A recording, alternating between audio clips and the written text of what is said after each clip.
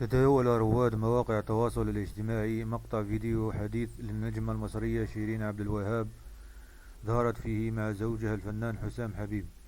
ويمثل هذا الظهور الأول للثنائي بعد الأزمة والجدل الكبير الذي صاحب عودة شيرين لعصمة حسام حبيب بعد مشاكل كثيرة.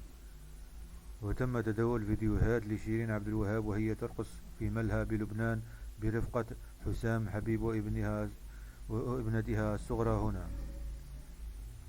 وظهرت شيرين وهي ترقص بطريقة غريبة ما عرضها للانتقاد واسع على مواقع التواصل الاجتماعي. ويعد هذا أول ظهور لشيرين بعد عودتها لزوجها حسام الذي كانت قد انفصلت عنه وقاضته بتهمة النصب قبل أن تدخل المستشفى للعلاج من الإدمان.